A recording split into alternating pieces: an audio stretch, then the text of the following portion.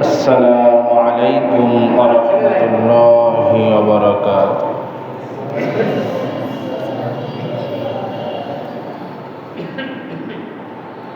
نحمده ونستعينه ونستغفره ونعوذ بالله من شرور أنفسنا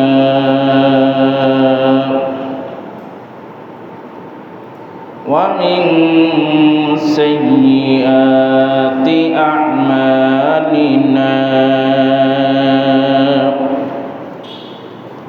من يهده الله فلا مضل له ومن يضلل فلن تجد له وليا مرشدا ونشهد أن لا إله إلا الله وحده لا شريك له لا ند له ولا ضد له ولا مثل له ونشهد أن سيدنا وسندنا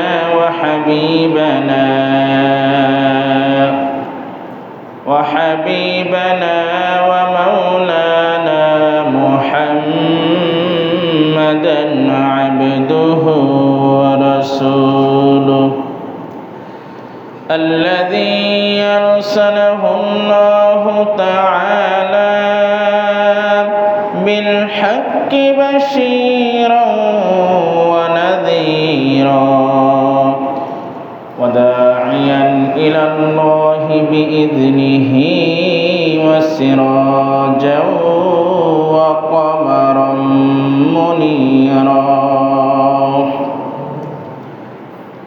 أما بعد فقد قال الله سبحانه وتعالى في كلامه المجيد وفرقانه الحميد أعوذ بالله من الشيطان الرجيم بسم الله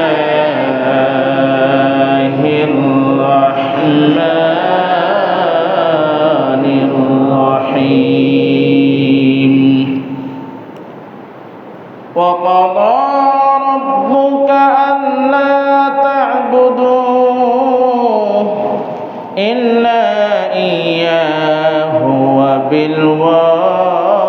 وبالوالدين إحسانا وقال رسول الله صلى الله عليه وسلم تركت فيكم أمرين لن تضلوا ما تمسكتم بهما كتاب الله وسنة رسوله أو كما قال النبي صلى الله عليه وسلم إن الله وملائكته يصلون على النبي يا أيها الذين آمنوا صلوا عليه وسلموا تسليما درود إبراهيم اللهم صل على محمد وعلى آل محمد كما صليت على إبراهيم وعلى آل إبراهيم إنك حميد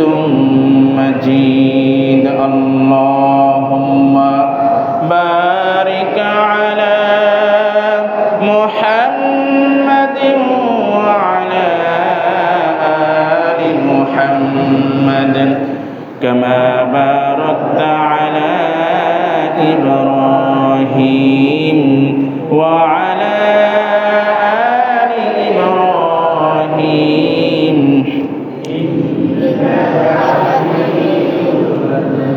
بلغ العلا بكماله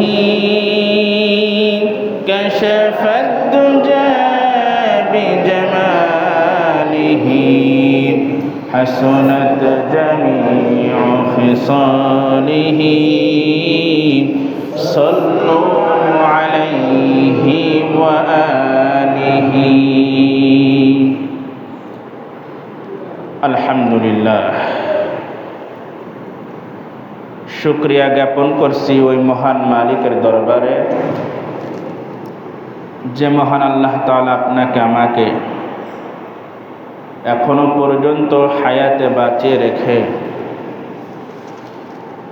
সপ্তাহের শ্রেষ্ঠ দিন শুক্রবার জুমার নামাজ আদায় করার উদ্দেশ্যে সমস্ত দুনিয়াবি ঝই ঝামেলা থেকে মুক্ত করে মসজিদে নামাজ আদায় করার জন্য আসার বসার তৌফিক দান করেছেন। শুকরিয়া আদায় করি আলহামদুলিল্লাহ।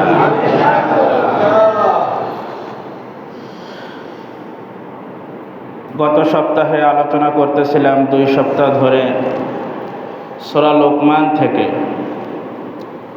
আপনাদের মনে আছে সূরা লোকমান থেকে আলোচনা করতেছিলাম। হযরত লোকমান আলাইহিস সালাতু ওয়াস সালাম তার সন্তানদেরকে ছোটবেলা থেকে কিছু বিষয় নসিহাত করলেন, যে নসিহাতগুলি আল্লাহ তাআলার খুব পছন্দ হলো। এই কারণে আল্লাহ তাআলা ওই নসিহাত সহ ওই 10টি উপদেশ সহ তার নামে 30 পারার মধ্যে একটি সূরা নাযিল করলেন। আলহামদুলিল্লাহ। প্রথম যে নসিহাত করেছিলেন, যদি মনে থাকে আপনারা বলুন, প্রথম কি নসিহাত করেছিলেন? তার সন্তানদেরকে প্রথম নসিহাত করেছিলেন লা তুশরিক বিল্লাহ, দুনিয়ায় যতদিন বেঁচে থাকবা কখনো আল্লাহ তাআলার সাথে শরীক করবা না। কারণ শরীকটা হলো দুনিয়ার মধ্যে যত অপরাধ মানুষ করে আল্লাহ তাআলার কাছে সবথেকে ঘৃণিত অপরাধ, সবথেকে বড় গুনাহ শিরিক। এই নসিহাত লোকমান আলাইহিস সালাতু ওয়াস সালাম শুরু করলেন। একটা নসিহাত তার সন্তানদেরকে করার পরে আল্লাহ তাআলা নিজে সমস্ত মানব জাতির জন্য কিছু ওসিয়াত করলেন, সেটাও গত সপ্তাহে আলোচনা করেছি। আল্লাহ তাআলা লোকমান আলাইহিস সালাতু ওয়াস সালামের কথা শেষ না হতে তিনি ওসিয়াত করলেন সমস্ত মানুষদেরকে। এই নসিহাতটা আল্লাহ করছে সমস্ত মানুষের জন্য, যে তোমাদের জন্য আমার ওসিহাত হলো যে পিতামাতা যতদিন দুনিয়ায় বেঁচে থাকবে তোমাদের উপর আমার নসিহাত হলো ওই পিতামাতার সাথে কোনোদিনও খারাপ আচরণ করবে না, দুর্ব্যবহার করবে না। যতদিন বেঁচে থাকবে পিতামাতার খেদমত করবে। গত সপ্তাহে বলেছিলাম, কারণ পিতামাতা খুব কষ্ট করে তোমাকে ছোটবেলা থেকে মানুষ করেছে। মা তো তার থেকে বেশি কষ্ট করেছে, পিতার থেকেও বেশি। কারণ মা তোমাকে গর্ভধারণ করেছিল, তোমার কারণে মায়ের আহার ঠিক মতন খেতে পারিনি, রাত্রে ঘুমাতে পারিনি। তারপরে কষ্ট স্বীকার করে গর্ভধারণ করে ডেলিভারি দিয়ে তোমাকে দুনিয়ায় এনেছে। দুনিয়া আনার পরে মায়ের দায়িত্ব শেষ হয়ে যায়নি, প্রায় দীর্ঘ 2টি বছর তোমার মা তোমাকে দুধ পান করিয়েছে। এ কারণে পিতা এবং মাতা, পিতা পরিশ্রম করেছে তোমার পিছনে টাকা অর্থ দিয়ে, আর মা তো তার শারীরিক যে দুধ আছে দুগ্ধ পান করে নিজের কষ্ট স্বীকার করে তোমাকে মানুষ করেছে। এ কারণে তোমরা পিতামাতার সাথে খারাপ ব্যবহার করো না। আল্লাহ তাআলা বলেন وقضى ربك ألا تعبدوا إلا إياه وبالوالدين إحسانا। তোমার প্রতিপালকের পক্ষ থেকে চূড়ান্ত ফয়সালা হয়ে গিয়েছে, আল্লাহ তা'বুদু ইল্লাল্লাহ, আমি আল্লাহ তাআলার ইবাদত করার পরে সর্বপ্রথম তোমাদের উপরে যে আমি আল্লাহর পক্ষ থেকে দায়িত্ব ওসিহত, সেটা হলো এই আল্লাহ তা'বুদু ইল্লাল্লাহ, যতদিন তুমি দুনিয়ায় বেঁচে থাকবা আমি আল্লাহ তাআলার ইবাদত করার পরে তুমি তোমার পিতামাতার খেদমত করবা। ইম্মা ইয়াবলুগান্না ইনদাকাল কিবারা আহাদুহুমা আও কিলাহুমা ফালা তাকুল লাহুমা উফফিন ওয়ালা তানহারহুমা ওয়া কুল লাহুমা কওলান কারীমা। কারণ তোমার পিতামাতা যখন বৃদ্ধ হয়ে যাবে অথবা অসুস্থ হয়ে যাবে, অথবা বৃদ্ধ না হোক কিন্তু তুমি বড় হয়েছ, তোমার পিতামাতা বেঁচে আছে, এমন আচরণ তোমার পিতামাতার সাথে কখনো করবা না যেন তোমার আচরণের কারণে তোমার পিতামাতা কষ্টে উফ শব্দ বের করে। وَقُلْ لَهُمَا قَوْلًا كَرِيمًا, আল্লাহ তাআলা বলছে পিতামাতা উভয়ের সাথে, তোমার পিতামাতা যদি খারাপও হয় মৃত্যুর আগ পর্যন্ত তাদের সাথে ভালো ব্যবহার করতে হবে। এই নসিহতটা কার? আল্লাহ তাআলা। আল্লাহ বলছে যে তোমার পিতামাতা যখন বৃদ্ধ হয়ে যাবে, অসুস্থ হয়ে যাবে, যে পিতামাতা তোমাকে কষ্ট করে মানুষ করেছে সেই পিতামাতার মৃত্যুর আগ পর্যন্ত খেদমত করবা। কারণ পিতামাতা তোমাকে খুব কষ্ট করেছে, স্নেহ করে ভালোবাসা দিয়ে তোমাকে মানুষ করেছে যখন তুমি একদম ছোট ছিলে, একদম বাচ্চা ছিলে। দুনিয়ায় আসার পরে যখন তুমি নড়াচড়া করতে পারতে না, একদম সদ্য ভূমিষ্ঠ হয়ে তুমি দুনিয়ায় এসেছো, ওয়া ওয়া করে কান্না ছাড়া তোমার কোনো ভাষা ছিল না। তোমার মা কত কষ্ট করেছে দেখো, তোমাকে তোমার মা ঘুম পাড়িয়ে তোমার বিভিন্ন কাজের জন্য বাইরে গিয়েছে, কাজ করতেছে, তুমি ওই বিছানার মধ্যে প্রস্রাব করে বাথরুম করে সারা গা তুমি মাখিয়েছিলে। আমরা ছোটবেলায় এরকম করেছি কিনা? এই অবস্থায় যখন ক্ষুধা লেগেছে, বাচ্চা যখন ওয়া ওয়া বলে কান্না শুরু করেছে, এই কান্নার অবস্থা মায়ের বুকের মধ্যে শের বেঁধে গেছে, মায়ের বুকের মধ্যে ধপ করে লেগে গিয়েছে। যত কঠিন কাজ থাকুক, বাচ্চার কান্নার আওয়াজ শোনার পরে ছুটে চলে এসেছে সন্তানের কাছে, ঠিক কিনা? সন্তানের কাছে আসেছে, আসার পরে দেখে সন্তানের অবস্থা খুব খারাপ, সারা গায়ে প্রস্রাব মাখানো, বাথরুম মাখানো, সমস্ত শরীরে এরকম অবস্থা খারাপ করে ফেলাইছি আমরা ছোটবেলায়। মা কিন্তু সন্তানের মহাব্বতের কারণে ওই সন্তানকে দূরে ঠেলে দেয়নি। ওই মা তার প্রতি মায়ার কারণে সেই সন্তানকে ওই প্রস্রাব পায়খানা পরিষ্কার করে তারে ধোয়ায় মোছায় পরিষ্কার করে 2 গালে চুমু দিয়ে আদর করেছিল কিনা, ঠিক কিনা?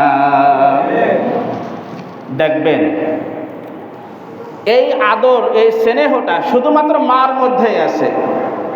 আপনার বাসায় বোন ছিল, চাচিয়া ছিল, অনেকেই ছিল আত্মীয় স্বজন, তারা যায় যে সময় দেখছে বাচ্চাটা খুব একদম সারা শরীরে পায়খানা ঠেকানা মাখাইছে, এই অবস্থা দেখে কিন্তু ধরতে চায়নি। কিন্তু মা, যে মা গর্ভধারণ করেছে, যত কিছু থাকুক সারা শরীরেও যদি বাথরুম মাখানো থাকে, তারপরেও কিন্তু ওই সন্তানকেও মা ফেলাই দেয় না। ওই মা এসে মুচকি একটা হেসে দেয়, রাগ তো করেই না যে তুই পায়খানা করলি কেন, প্রস্রাব করে সারা গায়ে মাখালি কেন, তোরা তো সুন্দরভাবে শোয়াই রেখে গিয়েছি। রাগ তো করেই না, বরং ওই অবস্থা দেখে আরো মুচকি মুচকি আমাদের আম্মা হেসে দিয়ে তাকে ধোয়ায়ে মোছায়ে পরিষ্কার করে তারপরে আমাদের বুকের মধ্যে নিয়ে আদর করেছে, তারপর আমাদেরকে দুগ্ধ পান করেছে। ঠিক কিনা? এ কারণে আল্লাহ তাআলা বলছে, যতদিন তুমি বেঁচে থাকবা তোমার পিতা মাতার সাথে তুমি কোনোদিনও খারাপ আচরণ করো না। এটা হলো আল্লাহর পক্ষ থেকে নসিহত। নবীজির এক সাহাবী নবীজির কাছে এসে তার মায়ের বিষয়ে অভিযোগ করলেন। এক সাহাবী নবীজির দরবারে এসে নবীজিকে বললেন, হে আল্লাহর রাসূল, আমি আমার মায়ের কারণে এখন অস্থিরতা বোধ করছি।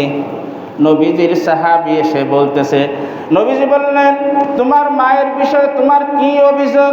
সেই সাহাবী তখন বললেন, হে আল্লাহর রাসূল, আমার মা খুব রাগী।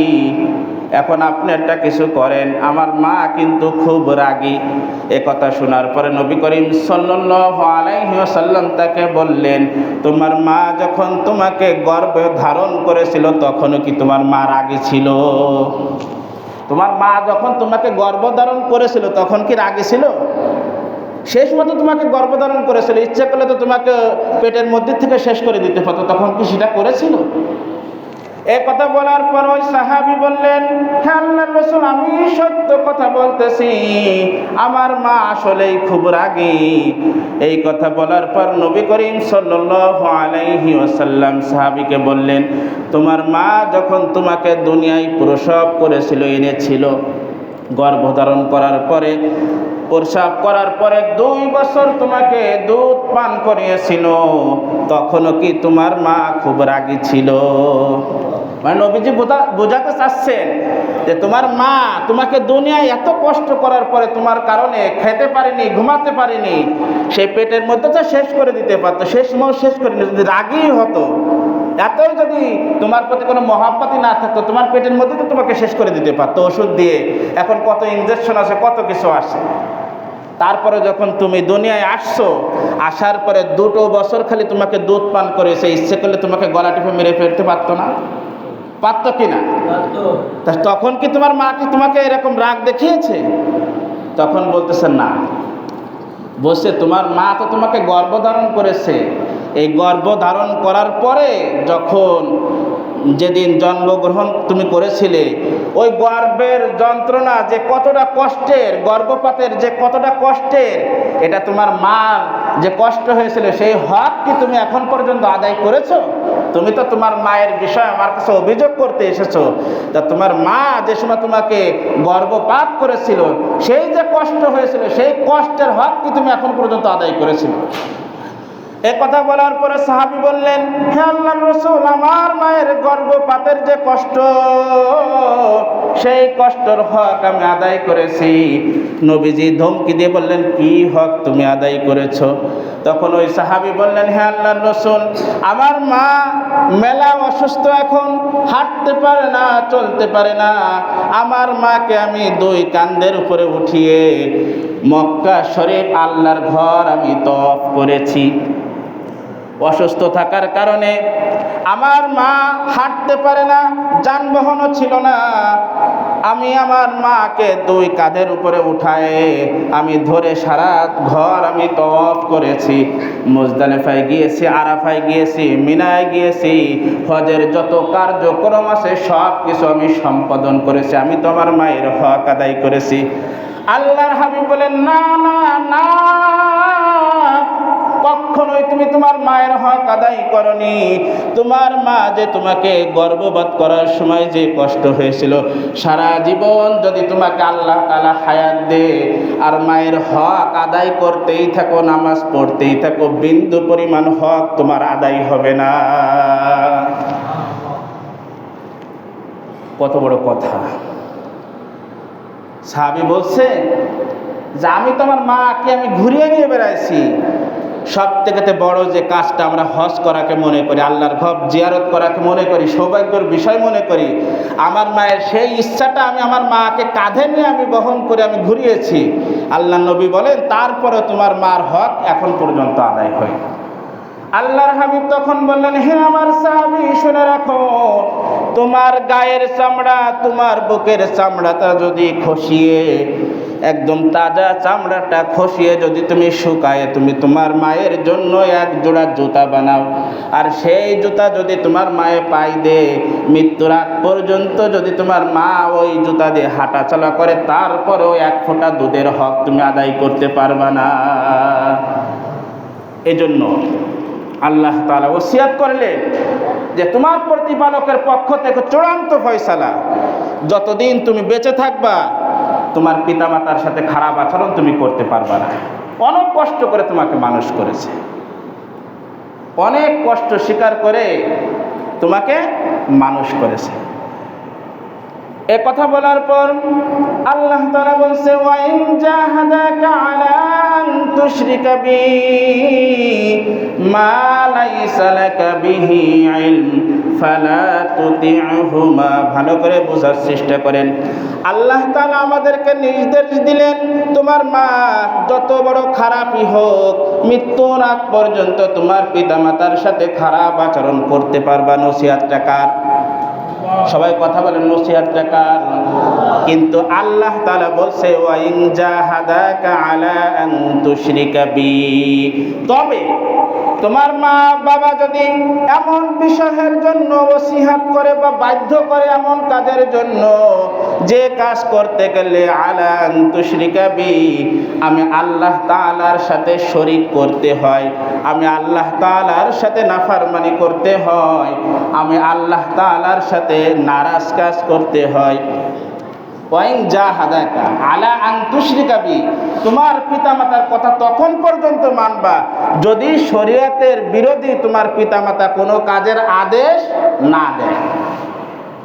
আলা আন তুশরিকা বি মা লাইসা লাকা বিহি ইলম, তোমার পিতামাতা শরীয়ত বিরোধী, আল্লাহ বিরোধী, ইসলাম বিরোধী তোমাকে যদি কোনো কাজ করার আদেশ করে, তখন তোমার পিতামাতার কথা কিন্তু মানা যাবে না, তখন আমি আল্লাহ তাআলার কথাকে সামনে আনতে হবে।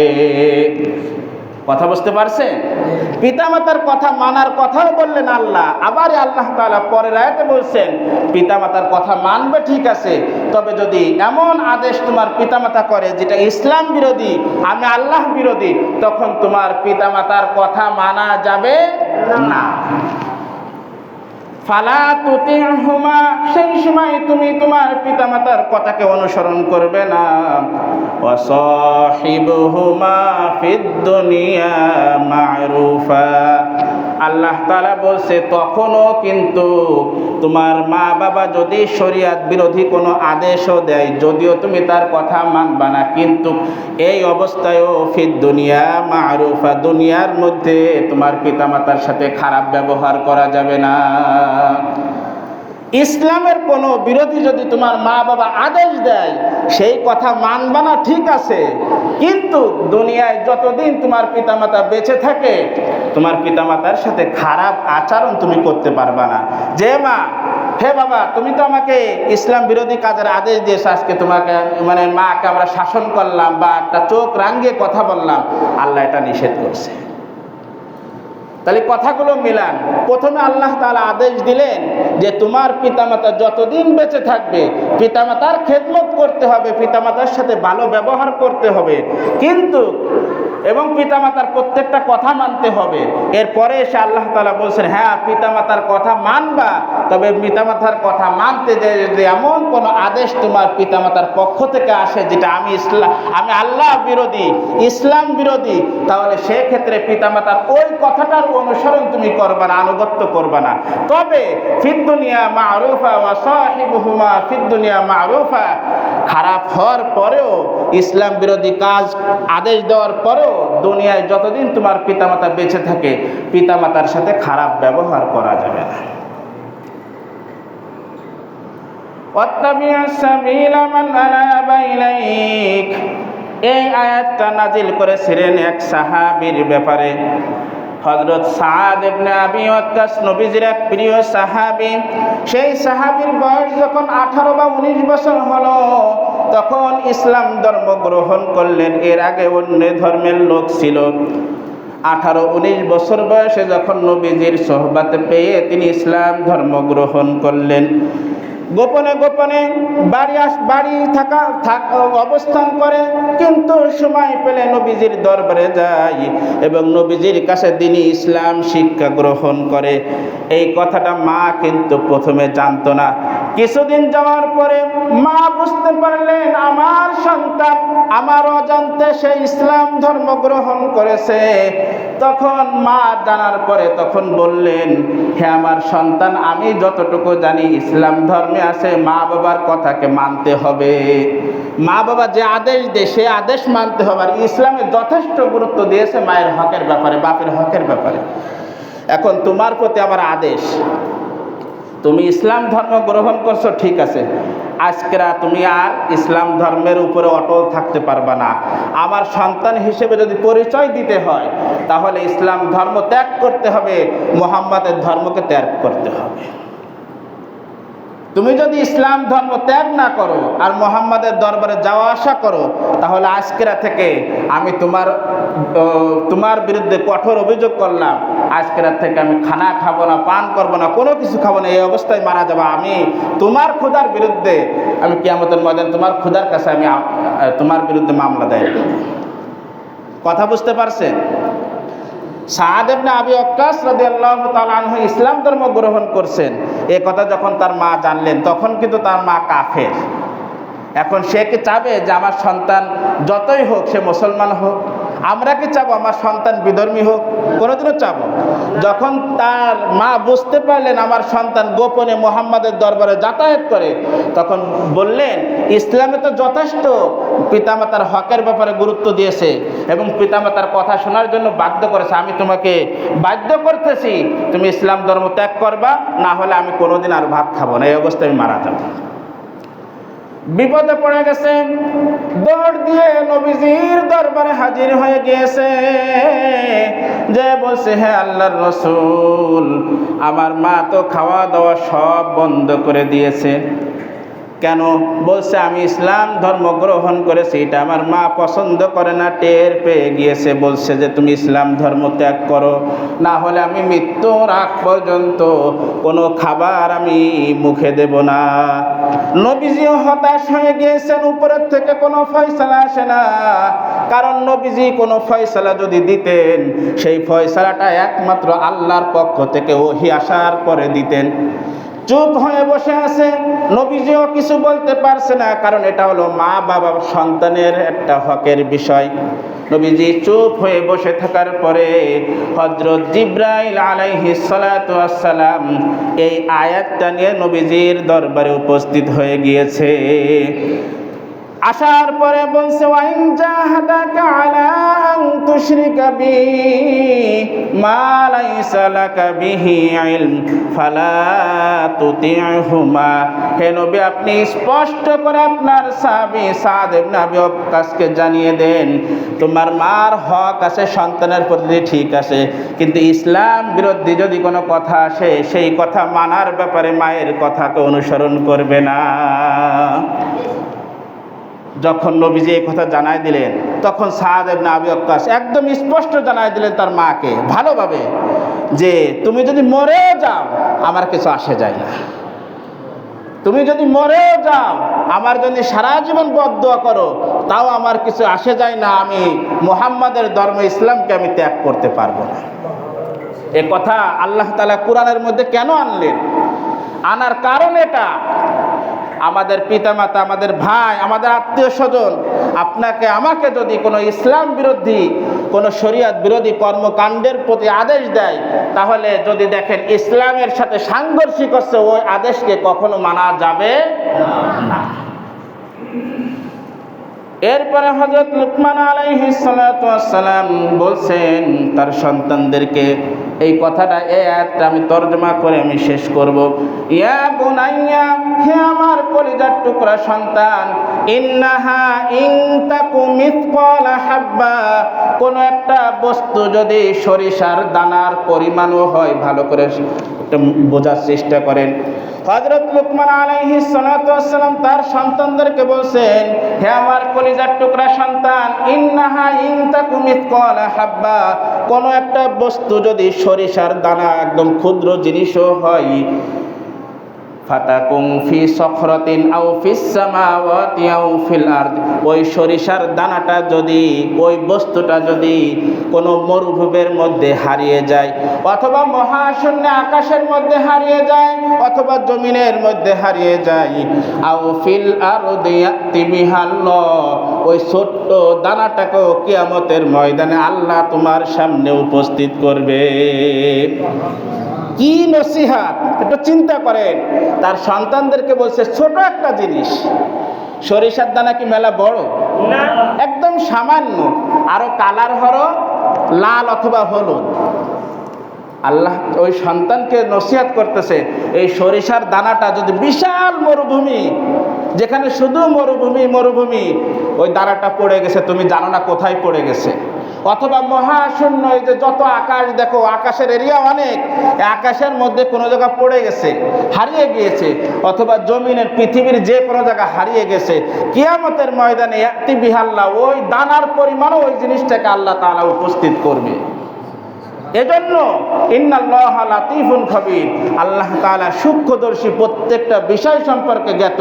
এ কারণে তুমি ছোট হোক বড় গুনাহ হোক, যে গুনাহ করো তুমি এটা বিশ্বাস করো, কিয়ামতের ময়দানে ওই গুনাহ যতই ছোট হোক, যে জায়গায় করো, গোপনে করো, প্রকাশ্যে করো, যে জায়গা আল্লাহ ছাড়া মানে কেউ, দুনিয়ার কেউ দেখে না, এমন জায়গায় যদি তুমি গোপনে গুনাহ করো, ওই গুনাহটা কিয়ামতের ময়দানে আল্লাহ তাআলা তোমার সামনে উপস্থিত করবেন, এবং তার হিসাব কিন্তু সেদিন পাই টু পাই তোমাকে দেওয়া লাগবে।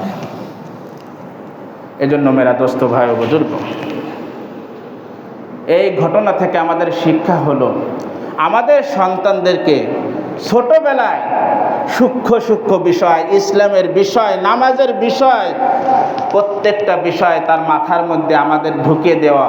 আজকেরা যদি আমরা ঢুকিয়ে না দিই, দেখবেন আপনার সন্তান যখন একটু বড় হবে, আপনার হাতের বাইরে চলে যাবে, আপনার কথা কিন্তু তখন আর মানবে না, তখন খালি বারবার আসবেন হুজুরের কাছে দোয়া নেওয়ার জন্য। হুজুর, হায় আফসোস, আমার সন্তান তো এখন মানে হাত ছাড়া হয়ে গেছে, নেশা করে, গাঁজা খায়, এখন আপনি তাবিজ দেন, একটু ঝাড়ফুঁক করেন যেন কোনো মতে ফিরে আসে, কোনো কাজ হবে না। মেরা দোস্ত ভাই ও বুজুর্গ, এই জন্য আমরা এখন নিয়ত করি, আমরা দেখেন কত ভুল করি।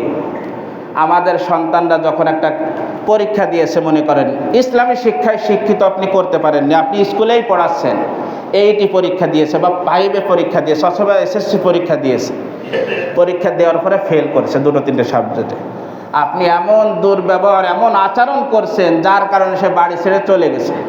চলে তো গেছে, খুব কষ্টের কারণে সে চলে গেছে, চেষ্টা করেছে, অথবা সে পড়েনি, আপনি সেভাবে কন্ট্রোল করতে পারেননি, গাইড দেননি, পরীক্ষার রেজাল্ট বের হওয়ার পর আপনার কাছে মাথা খারাপ হয়ে, তোর পরীক্ষায় ফেল করলি কেন? আপনার আগের থেকেই খোঁজ নেওয়া উচিত ছিল সেই স্কুলে যায় কিনা, সে ঠিক মতন পড়ালেখা করে কিনা, সে কি আজে বাজে পোলাপানের সাথে আড্ডা দেয় কিনা, এটা আগের থেকে খোঁজ নেওয়া দরকার ছিল। যখন আপনি নেননি, এখন তো হাত ছাড়া হয়ে গেছে, পরীক্ষায় করছে ফেল, আপনি খুব খারাপ ব্যবহার করছেন, এরপরে সে চলে গেছে ঢাকায় বা বিভিন্ন জায়গায়, তারপরে যে খারাপ লোকের সাথে মিশতে মিশতে আপনার ওই যে দুর্ব্যবহার কারণে আরও কিন্তু খারাপ হয়ে যাবে। এ কারণে লুকমান আলাইহিস সালাতু ওয়াস সালাম প্রত্যেকটা নসিহতের শুরুতে বলছে, ইয়া বুনাইয়া, হে আমার কলিজার টুকরা সন্তান।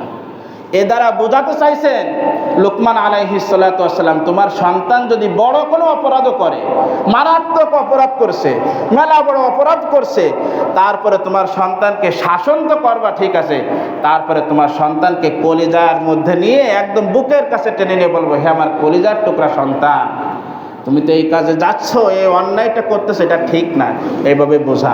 তাহলে দেখবেন আজকে যদি আমাদের সন্তানদেরকে ছোটবেলার থেকে আমরা বোঝাতে পারি, তাহলে ইনশাল্লাহ আমাদের সন্তান কোনোদিনও খারাপ পথে যেতে পারে না। আপনাদের এই গ্রামের কথা না, শুধু আশেপাশে যারাই আছে, আপনারা অনেকে নলেজে রাখেন, আপনার সন্তানরা কি করে বেড়াচ্ছে এটা একটু খোঁজ খবর রাখেন, যে রাতের বেলা কোথায় কাটাচ্ছে, রাত 11টার সময় বাড়ি আসতেছে, আপনি কোন জায়গার থেকে আসলো, এটা একটু খোঁজ খবর রাখেন। এই সন্তান খারাপ হওয়ার পিছনে আমি আপনি সর্বপ্রথম দায়ী। এ কারণে লোকমান আলাইহিস সালাতু ওয়াস সালাম তার সন্তানদেরকে ছোটবেলায় একদম একটু বুঝমান হওয়ার পরে এই নসিহাতগুলো করলেন। 10টা নসিহাত, তার মধ্যে 3টে বললাম। আমাদেরকেও এখান থেকে শিক্ষা হলো যে আমরাও যেন ছোটবেলার থেকে আমাদের সন্তানদেরকে কমপক্ষে মাদ্রাসায় না পড়ুক, যেন খারাপ পথে না যায় এই বিষয়ে, এবং ইসলামের বিষয়ে, নামাজের বিষয়ে যেন ছোটবেলার থেকে শিক্ষা দিতে পারি। আল্লাহ তাআলা আপনাকে আমাকে সবাইকে তৌফিক দান করুন।